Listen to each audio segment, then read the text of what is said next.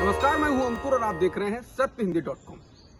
सत्य हिंदी की खबरें शुरू करें उससे पहले आपको यह बता दें, जैसा कि आपको पता भी होगा कि सत्य हिंदी का ऐप आ चुका है और उसको डाउनलोड करने के लिए आपको इस वीडियो के डिस्क्रिप्शन में जाना होगा। इस ऐप को आप गूगल प्ले स्टोर से भी डाउनलोड कर सकते हैं।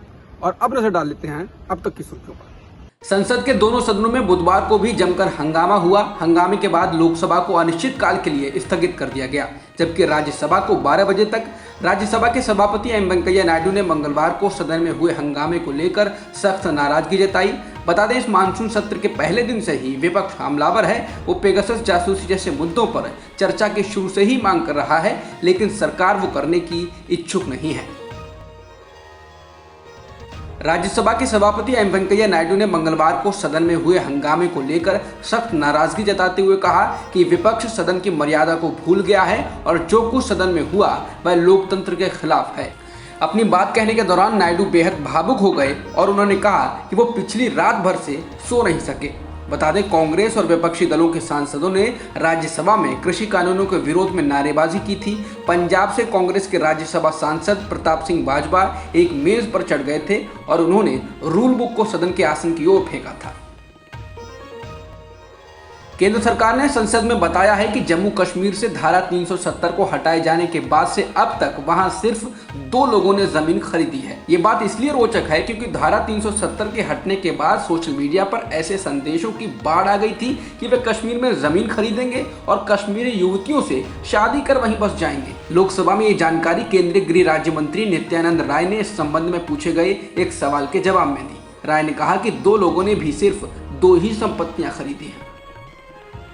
जंतर मंतर पर मुसलमानों के खिलाफ लगाए गए नफरती नारों के मामलों में दिल्ली की एक अदालत ने बीजेपी नेता अश्विनी उपाध्याय, प्रीति सिंह, विनोद शर्मा और दीपक कुमार को 2 दिन की न्यायिक हिरासत में भेज दिया है। सुनवाई के दौरान दिल्ली पुलिस ने अदालत से कहा कि इस मामले के अभियुक्तों को रिहा नहीं किया जाना चाहिए क्योंकि ये लोग समाज के बीच जाकर कानून व्यवस्था की दिक्कत खड़ी कर सकते हैं। मेट्रोपॉलिटन मजिस्ट्रेट तन्वी खुराना ने कहा कि सबूतों से छेड़छाड़ की संभावना से इनकार नहीं किया जा सकता है। इसके अलावा दीपक सिंह हिंदू और विनीत वाजपेयी को 1 दिन की पुलिस हिरासत में भेज दिया गया है। दिल्ली के मुख्यमंत्री अरविंद केजरीवाल तत्कालीन मुख्य सचिव की पिटाई के मामले में आरोपों से बरी हो गए हैं। अदालत ने अरविंद केजरीवाल, मनीष सिसोदिया समेत अन्य 9 विधायकों को सभी आरोपों से मुक्त कर दिया है। दरअसल फरवरी 2018 में तत्कालीन दिल्ली के मुख्य सचिव अंशु प्रकाश ने आरोप लगाया था कि उनके साथ मुख्यमंत्री आवास में मारपीट की गई। इस मामले में CM Arvind Kejriwal, deputy CM Manish Sisodia के अलावा आम आदमी पार्टी के कई विधायकों को आरोपी बनाया गया था। राष्ट्रीय स्वयंसेवक संघ के सरकार्यवाह दत्तात्रेय होसबोले ने कहा है कि संघ आरक्षण का पुरजोर समर्थन करता है। होसबोले ने कहा कि संघ दशकों से इसका समर्थन करता रहा है और यह देश के लिए ऐतिहासिक रूप से जरूरी है। उन्होंने कहा यह तब तक जारी रहना चाहिए जब तक आरक्षण पाने वाला समाज असमानता का अनुभव करता है। होसबोले ने यह बयान दिल्ली में आयोजित एक कार्यक्रम में दिया।